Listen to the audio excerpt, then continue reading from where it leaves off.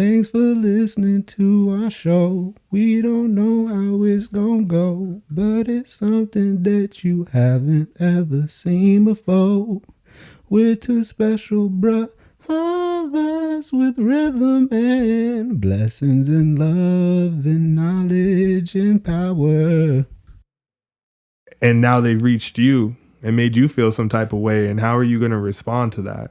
Yeah, I saw somebody make a good point once of how angry someone else was on social media in reference to this big old traffic jam on the highway because they were going to be late for work. And it's like, oh, yeah, why do you have to be driving crazy, this and that?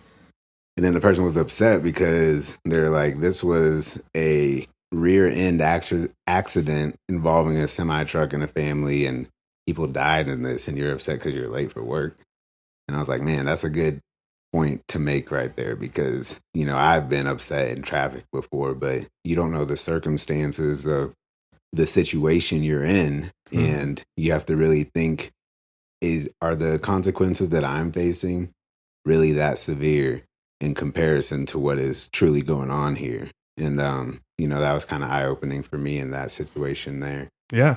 And I think a lot of times also people changing their perspective can make them feel what we might define as a religious experience, something that feels divine, akin to maybe what someone feels when they're on a psychedelic drug, because a shift in perspective with the correct stimuli, we could say like music or a whole bunch of people around you worshiping, if we're taking church, for example. Yeah.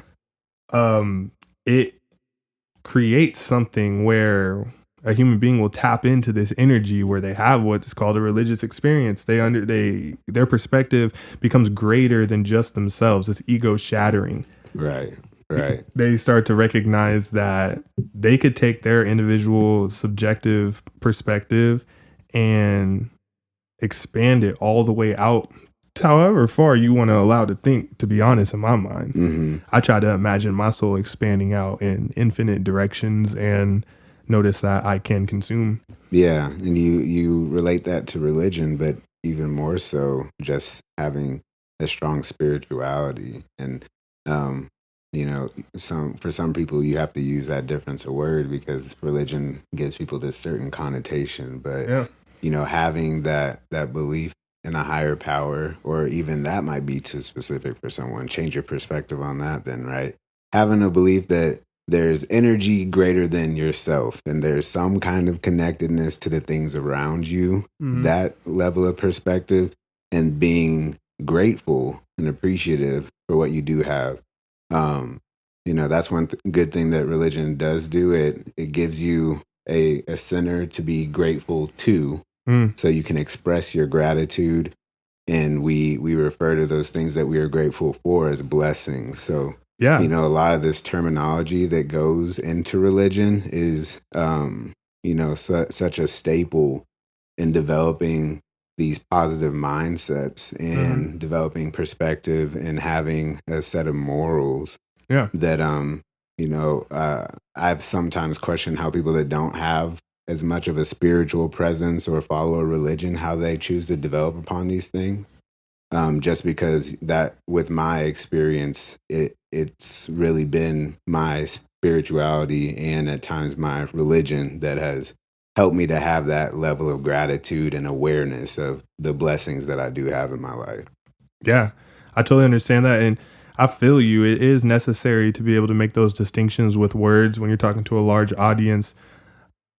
What I'm only referring to, which I think is a very interesting topic, is the fact that organized religions have understood that when you put large amounts of people in a concentrated area and play music and get them all into a rhythmic, in sync tune, then it brings out a greater experience. Now, I also think, you know, Rolling Loud has done this, and I think that there's other mediums that bring this energy to people, but for a long time throughout history, religions knew that we need to tap into that in people, and it brings people's perspectives out greater than just themselves. Yeah. Now, and I feel you. I think spirituality, just having a connection, is very important. But there are some people who are searching for a spiritual connection without understanding some of these little just easy things they can do, like connecting with people or connecting with a rhythm and blessings, you feel me? But it's connecting with a rhythm and understanding that this is how you can kind of start to mold.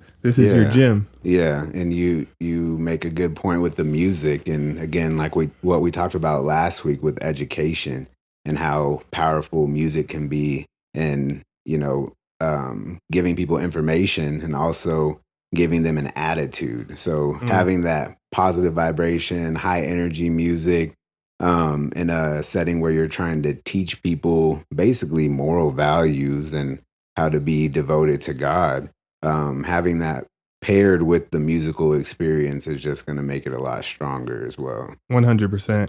And I just want to clear this up because I'm sure most people listening to us know what Rolling Loud is, but Rolling Loud is a festival, a big music festival. I'm just thinking because my mom might hear this and I want to make sure she understands. I'm just making a great example about masses. And I know a few of our listeners know exactly what Rolling Loud is. 100%. I myself went to Rolling Loud this year and I will never go again. Too crowded? It was too crowded for me. Yeah, I understand. Post-COVID, I was like, whoa. Like, I knew it was going to be a lot of people. I don't know if it was just because it was that first time I'd been around that many people, but it was a lot of people. Yeah, who was your favorite artist that you saw, though? Like, who had the best performance? My favorite, Lil Baby was pretty good. You're going to laugh.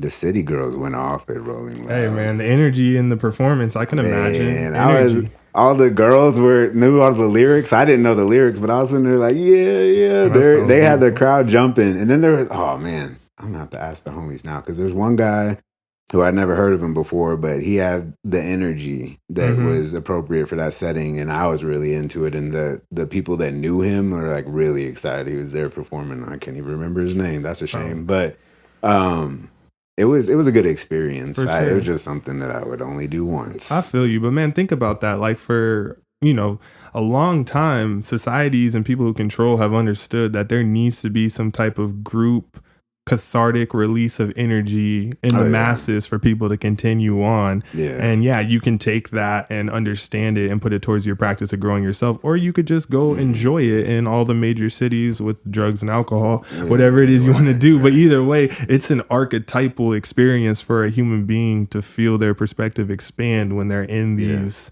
moments. And that's why it's been so hard on people the past couple of years, because it's taken away from those experiences so often.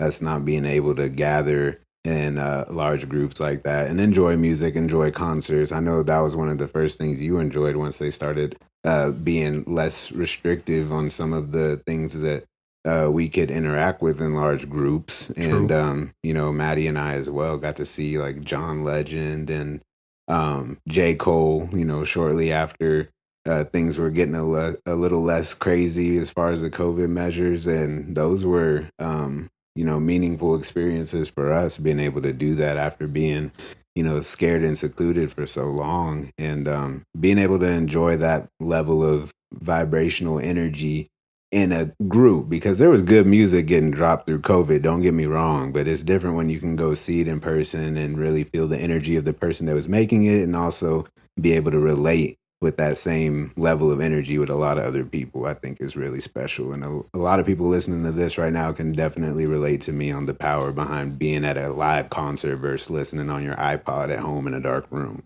Yeah.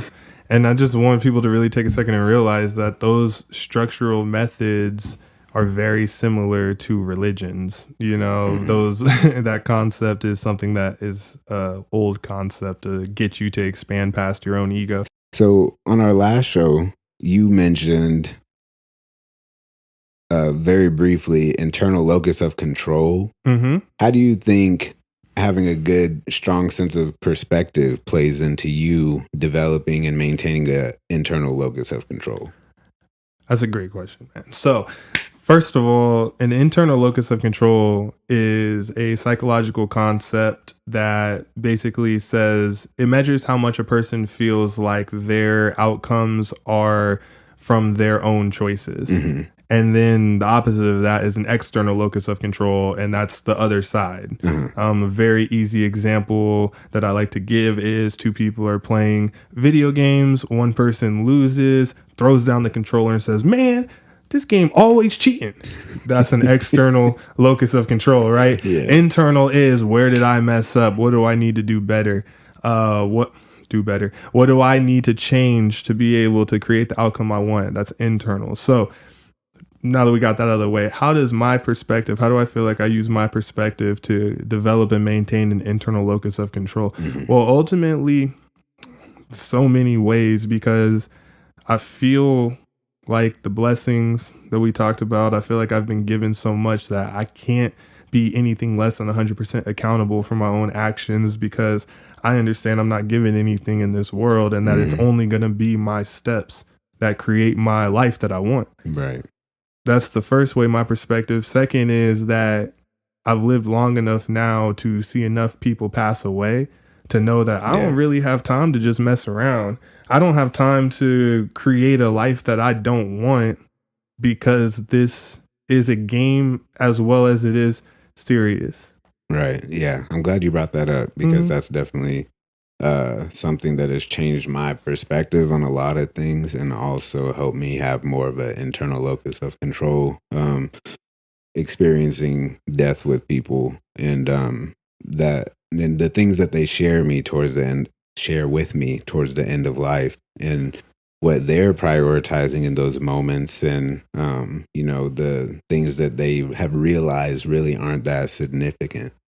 A lot of that, people have told me that I have potential, and they can recognize that in the short amount of time that we're interacting, and they really always seem passionate about telling me that I need to unlock my potential and take advantage of it, almost like inadvertently telling me that they had potential of some sort, and they felt like they didn't do that. That's always the feeling that I get when somebody shares those kind of words with me. And being able to talk with people's family members after they've passed, or right before, sometimes people aren't conscious, and then so interacting with their loved ones and hearing their priorities as well, the things that they really remember about people, because we all have goals and we want to leave a legacy, but when it comes down to it, there's going to be a lot of things that we do that we think are important now that nobody acknowledges, and then there will be a lot of things that we do that we don't think are important that people are really going to appreciate when we're gone.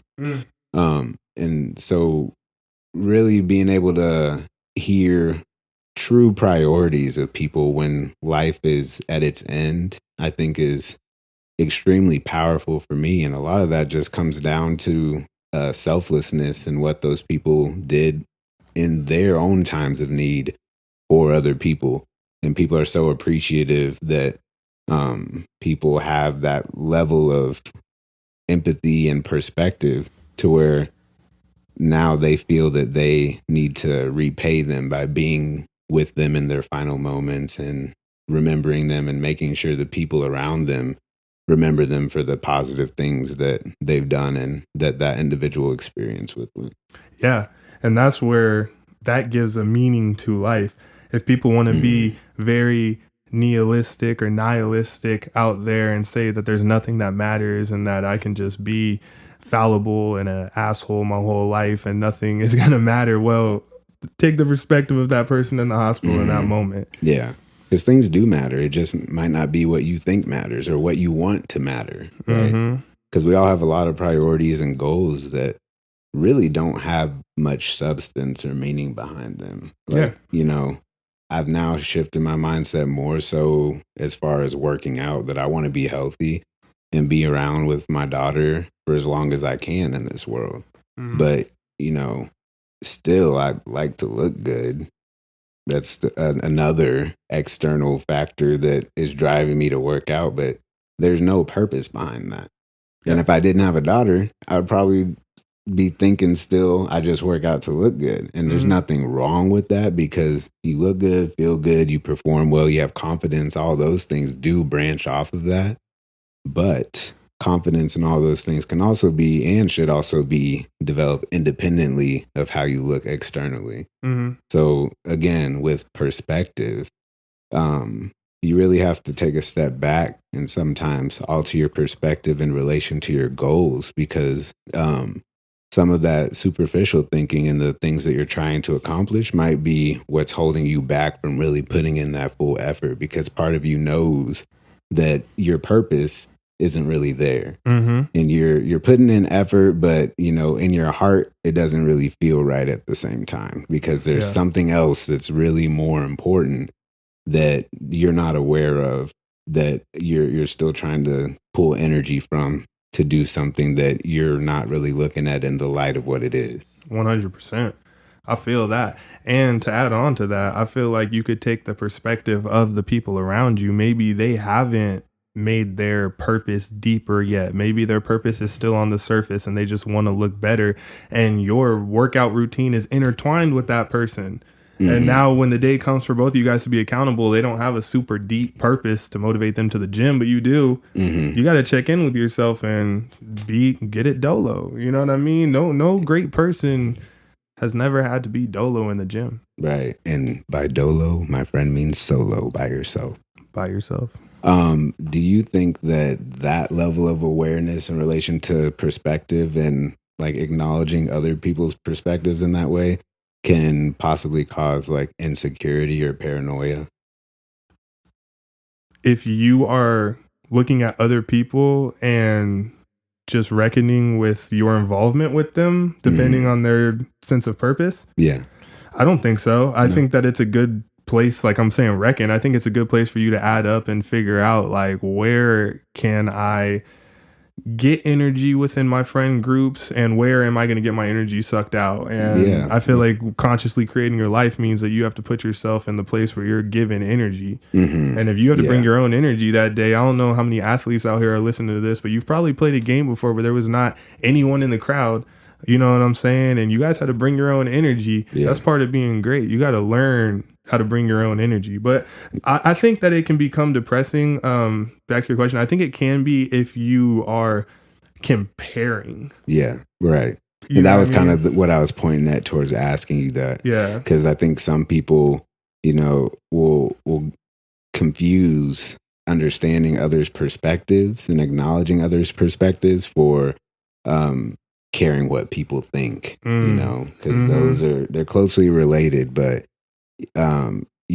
their perspective should only help you build upon yours and help you operate as a more likable human being, understanding someone else's perspective. It shouldn't be something that scares you or something that occupies your mind in a way as being distracting or really have any negative effect, because some people's perspectives are negative. There is that fact of life. So for sure, and they might want your perspective to be negative with them. Misery loves company, and that's a fact of our social world. Yeah, definitely. So I think that's important for people to just recognize and be aware of in that journey as well. As you do develop your perspective, try to walk a mile in someone else's shoes, as they say.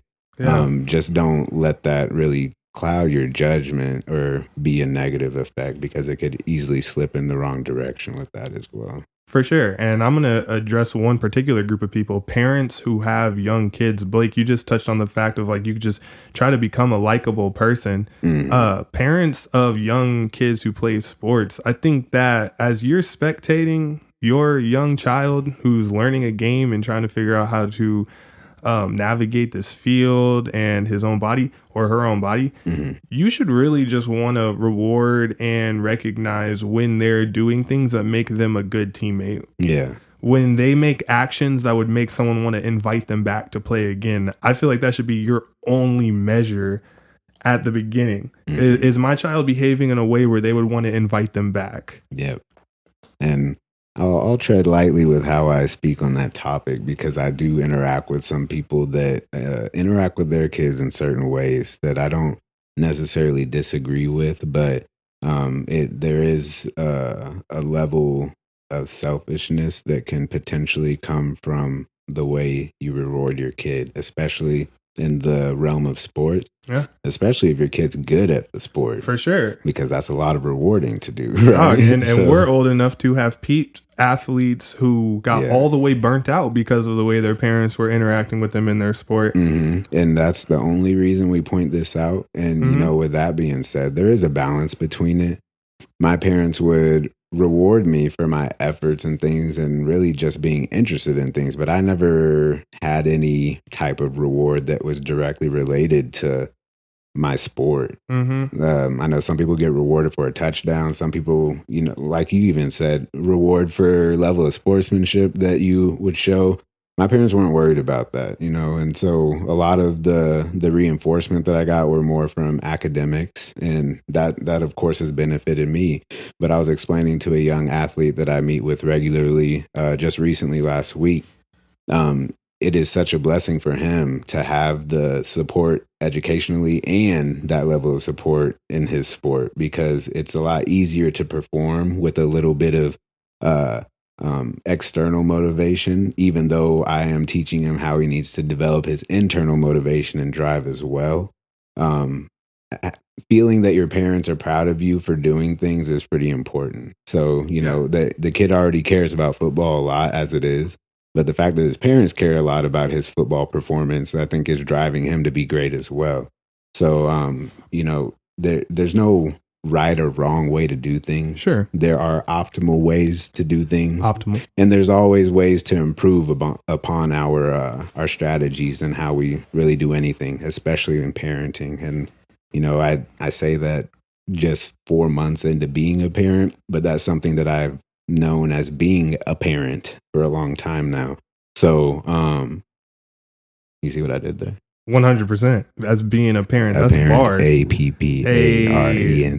Double entendre. Double nothing entendre. but bars. But as we get off of this point, I just want to say, use your sport to develop your humanity, to develop and self-actualize like any other tool. Please. Don't let it use you. Yep. That's the biggest thing. Use it to become bigger in presence, to become bigger in confidence as a leader. All these things that we need in our community, not as many jump shooters. And, you say as young athletes, but I even look to older athletes, because you talk about how much time and dedication and thought and blood, sweat, and tears go into your sport. And people that play sports professionally, it's hard for them sometimes to identify outside of that sport because it consumes so much of their life. And so it is important for even a older athlete to be aware of these things and how the sport's going to develop them too, because your existence is not the sport that you're playing. Even if that sport's making you millions of dollars right now, God willing, the sport you're playing is going to be long gone before you are. So you got to know what's going to be important about you to you when the sport is no longer a part of your life the way that it is currently. 100%. And if you can figure that out, you got it, buddy. So, you got it. Perspective.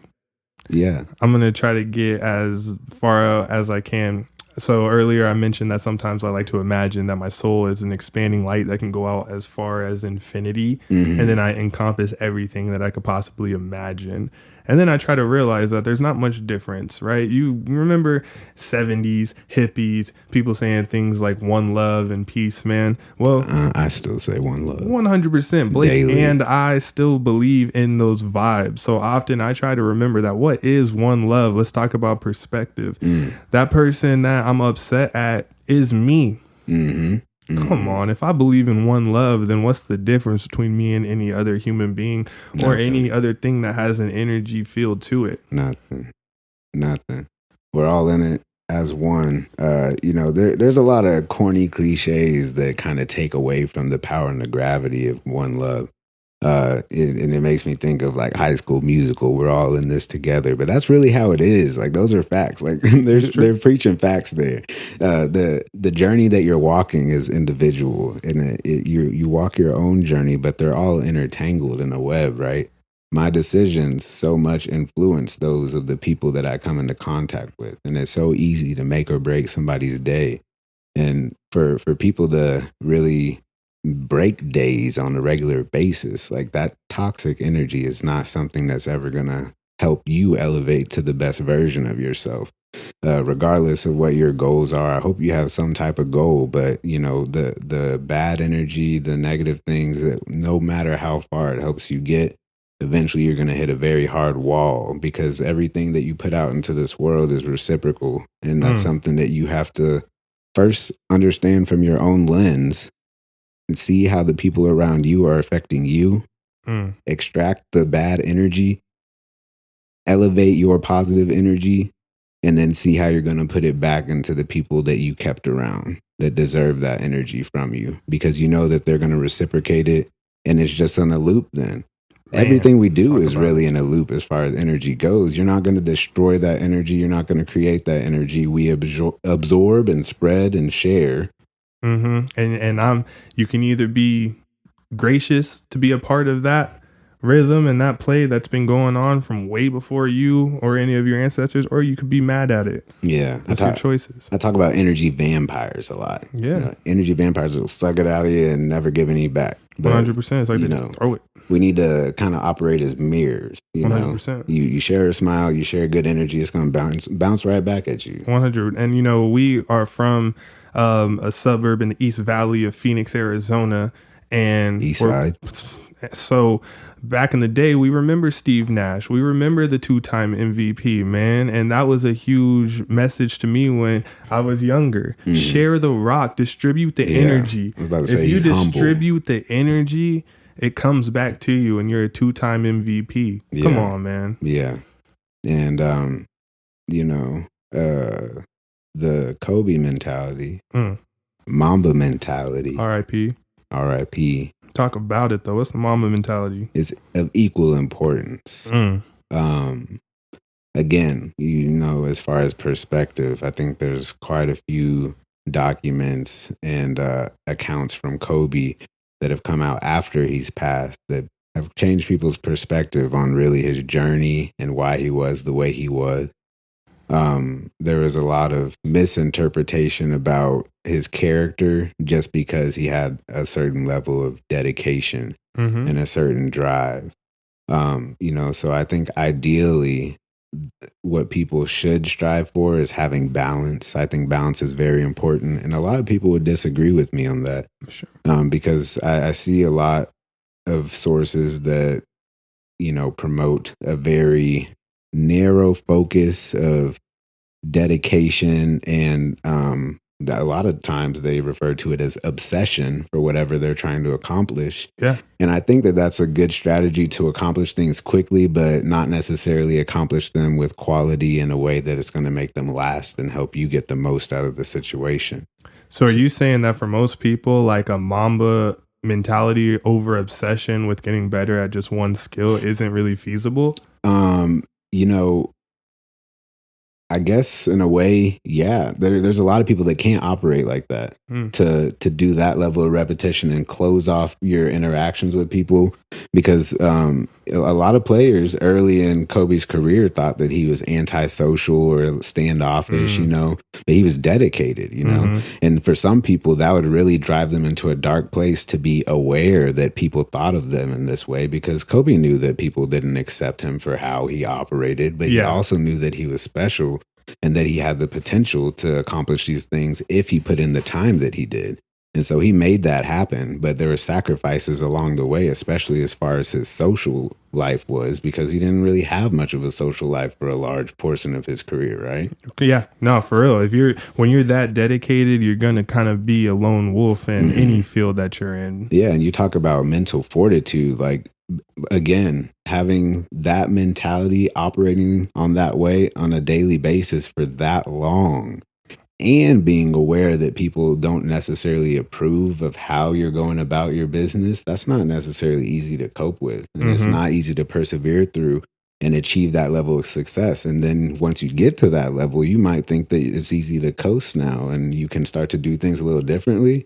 He didn't really start doing things differently until a little bit when he went to the Olympics. He started realizing that he could develop relationships in a little different way. Sure. And you started seeing a different side of him, right? Yeah. But everybody can account on the fact that he just seemed like he broke out of this shell once he retired from the NBA. Yeah. Because he didn't have to still be that competitive Mamba. Exactly. You know what I'm saying? So now it's I can look at you guys as friends because he genuinely approached the game like, if you're on the other side, we're enemies tonight. Yeah, exactly. And man, that type of energy, I like to, like we say, we're all one. You know, I believe we're all created in God's image. So like a very humble, very kind of passive person, like I feel them, but that like Kobe Mamba energy where it's like, I'm going to take your head off. And I've been in the gym for decades preparing to do it. I feel that too. I see myself in that. And that's where I'm like, man, that's exciting. Right. That is exciting. Right. But like you're saying, it's all about balance because not all of us have the genetics, the lottery of the genetics paired with the work ethic, paired with the upbringing and the resources to get us to that level. Right. The majority of us probably need to Mamba mentality in a field that has a greater chance of your success and that can make you a leader of your household. So then as a community, we can grow. Yeah. And you can have different mentalities towards different things that you do. Right. Yeah. So you could have a Mamba mentality towards how you're going to develop your family. You know, you could be dedicated to your family in that same way. Man, You know, that's real. It's a decision to be dedicated to your work and be dedicated to your profession. And there's benefit in that. And you're able to provide for your family. But, you know, a lot of people, even later in life as adults, they have some level of resentment towards their parents that were so ambitious in their profession, even if they did have all of the material things and didn't have to worry about money. Because kids don't always realize the gravity of not having money. So the kids that do have money may underappreciate it. And the kids that don't have money don't know anything else, right? 100%. So until they get, you know, brought into another person's life, but that's a whole different story. But on that note, you know, what you put your energy towards and how you go about manifesting that experience and what you want it to be is always going to have some level of consequence in one way or another. So I think it's very important to develop your perspective along that journey, and it can change too, right? Yeah. You can start at something full force, and if it's pulling away from energy that you need to put elsewhere to take care of the people that you love in a way that's going to let them know that you love them, then that's okay too. 100%. That's being one with the universe. Yeah, exactly. Being one with the universe. And then it can be the other way around as well. You know, you're not doing enough for your family. You're having a little too much fun. You might need to put your nose a little deeper into your job and figure out how you're going to get this bread and bring more food to the table, right? 100%. Yeah. You know, and I'll tell people often because they'll ask me like, yo, Russ, like, how does your relationship with your spirituality and your belief in God help you out here? And I'll say like, well, in my own area of the world, I do my prayers and my studies. When I step out into the world, I'm guided. All I have to do is really go out the door. That's it. Right. If I get out of bed and go out the door, I'm now guided, but it's my job to get up and go out. And for some people, that's the hardest part. Bro, I know. And that's the people we work with. That's why we know perspective. Yeah. If you spend all day with some people that literally just are showing up is a goal, like if you could think about that showing up is the goal. Yeah. You know, you might start really thinking differently about what it means to be a human being in our society. There is this ever-changing dynamic in really all of the roles within society.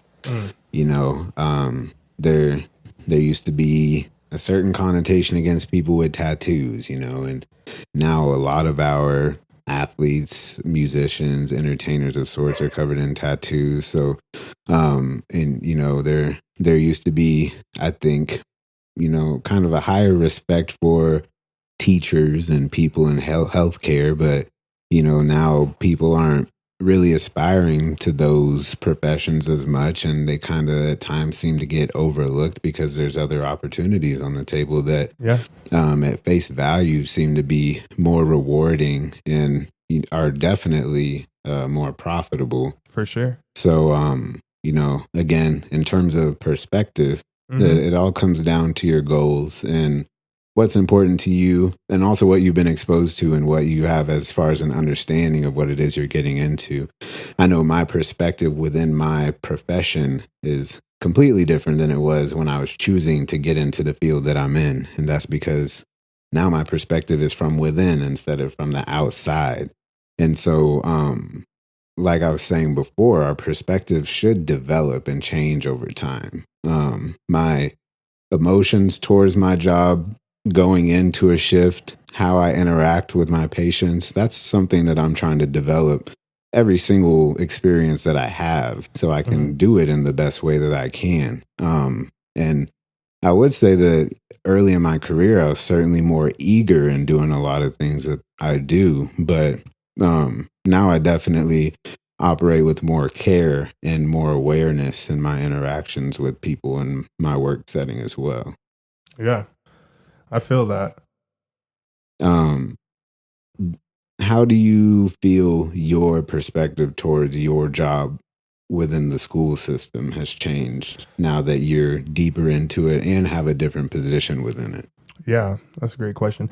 I feel like it's changed because I was unaware of how quickly students get removed from the normal school population due to like behaviors, Yeah.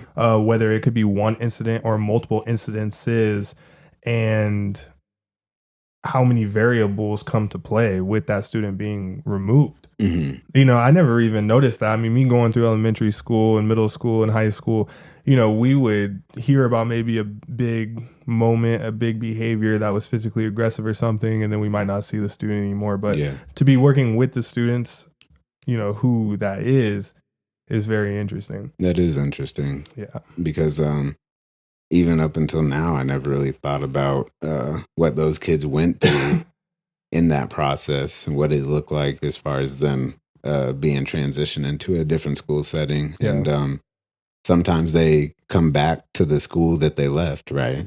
Yeah, that's our goal where I work, is to get them reintegrated back into the normal school population. And that's why we work on social skills and coping mechanisms and just different ways to, you know, socialize properly. Now, I remember the perspective that I had on that process back when we were in school age. Do those kids feel like that process is similar to like a prison system? Yeah, of course. Yeah, they do. Yeah. Because they're little human beings, and like we all want autonomy and we all want freedom. That's almost like one of our base desires. Yeah. So if they're limited in their movement or limited in, you know, if they can just go places without an adult based off their past, Yeah. they're going to start feeling like, oh, I'm in a prison. Right. Which is interesting because that's another thing I've seen is a lot of parallels between these like behavioral schools and almost like it is kind of a pipeline to prison. Yeah. Because, you know, there's a certain amount of money these kids get in special education for their seat in a more individualized educational setting.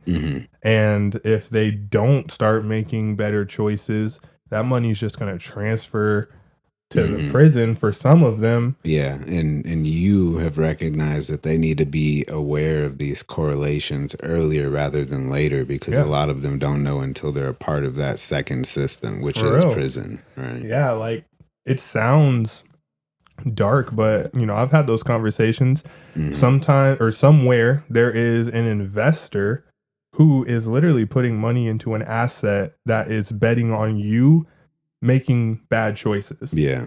Yeah. They're investing in it. They're waiting for you to fill their cell. There's a lot of lucrative industries that are banking on someone else's poor decisions. Yep. Yeah, so I have those conversations very often, and I'll pull up the actual expenditure spreadsheets and stuff like that to just show them I'm not messing around. Right. Put numbers behind it and don't let them think that it's you talking from an emotional stance. And it's funny because, like I'm saying, we all want autonomy and we all want freedom. You know, these businessmen are just figuring out ways for their assets to grow, and they're making more positive choices in their lives, or they should be. But but that's the conversation with everyone. It's like we want freedom, we want autonomy, and we can get that without, you know, you brought up people in our generation, kind of how we'll get more tattoos, more piercings, these things that weren't really the norm 40, 50 years ago. Because as we get more comfortable understanding that there are resources and abundance for us here, I think that we tap into that expression more, and we want to feel as Yeah. free as we can. And we're less afraid of the consequences that may come with tapping into those forms of expression. Sure. You know, like 100 years ago, if you wanted to be a nurse and you came in with a beard and dreads and being a young black man, who knows? I was They about might- to say there's a lot of things. There's a 100 lot years of ago, as far as things, me bro. being a nurse, that would not be accepted. That's what I'm saying. So freedom really used to be limited to a smaller group of people. Oh, yeah. And in theory, it's much greater now. And, Yeah. you know, we're going to Yeah. test that theory. Now, that's a great point to bring up, because we do often get in these geopolitical situations where people all of a sudden feel like their freedoms are being stripped from them. And if people would really look, like you said, just 100 years back, as far as we go, Yeah. freedom's night and day difference. And then also, as far as anybody else goes, it's kind of a night and day difference too. Mm-hmm. Yeah. Because we can reach anybody. You can develop a product and find a niche market in Malaysia or some group of people you didn't even think about that tap into your energy that are now going to fund you. Yeah. Yeah. And sometimes the opportunities and the resources might lie where they really should be, or where we think they should be, but they are certainly there. And, you know, again, as far as my profession, 100 years ago, it was only women that were nurses, and they had to wear a certain uniform. They all had to wear hats. They all wear skirts. And so, you know, now we have people that are upset about the lack of freedom we have as far as what we can wear as scrubs. But again, with perspective, my 95-year-old great grandmother, you know, bless her soul, she was a licensed practitioner nurse starting 70 years ago, I believe.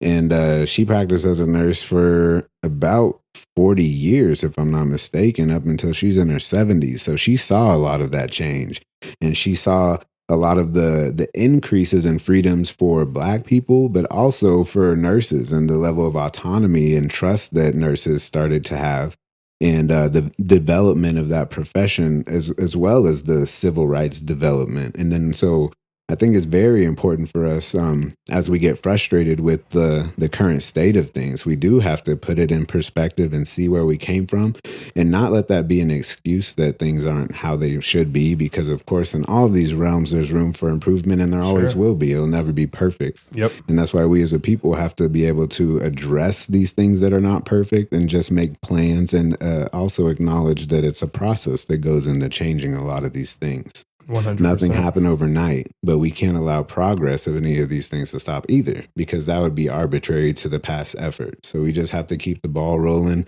Hopefully it's a snowball effect with all the positive change that goes into things, you know. Yeah. The more that things get into place, the more stable it should feel, the more safe people feel, the more supported and valuable people feel. And being able to put a collective effort into develop that over a course of generations is extremely important. And we don't realize that a lot of these battles that we see in our generation have really only been able to be fought in full force for a couple of generations now. For sure. So it's up to us to continue to fight, and also teach our youth the importance of continuing, but not being so upset about where things are currently because of the perspective of where they were previously. 100%. Incremental change is change. And if you take a revolutionary mindset from a large scope, you're going to see that, you know, if you're fighting on the side of right, you're on the right side. Yeah. Yeah. And we try to overcomplicate that sometimes, but really all it takes is effort, and consistent effort. For sure. And that's with accomplishing anything, whether it be changing the world and civil rights, or trying to get better at your sport, right? Yeah. And, you know, in my mind, I think that is where we are most affected by the lack of education of our cultural heroes. Oh, yeah. Because we're not always aware of what has been fought. Oh, yeah. So sometimes we get to be 17, 18, and we just see this environment for what it is when you start to be treated like a young man or a man out here. Yeah. And you get upset. But you haven't been taught yet about the people who came before, who held their head high and, you know, put vocabulary in their mind and armed themselves with intelligence to face this, whatever it might be that, you know, you're upset with. Yeah. So again, it's about balance, right? You have the right to be upset about these things because they are wrong, but we also have to have a level of gratitude and appreciation for the effort that has been put in previous to us in the current state that we're in, because it could be worse. It could be much worse, when we just have to make sure it doesn't take any steps in the wrong direction, and also let the unsettling feeling that we have drive us in putting forth that effort, but also not taking away from the beauty of the current situation we're in. 100%, you know, because the energy to connect to is in the moment. You know what I'm saying? If you believe in God, and you believe that God is love, well, that's a moment to moment experience. And that's something that nobody can take away from you. That's always going to be there as long as you walk on this earth. And, you know, in my belief, thereafter as well. You know, the perspective of what happiness is and what we strive for and what we have, I realize I have a lot. I have a lot for anybody living now, and I have a whole lot for somebody living 100 years ago. Thanks for listening to our show. We don't know how it's gonna go, but it's something that you haven't ever seen before. We're two special brothers with rhythm and blessings and love and knowledge and power.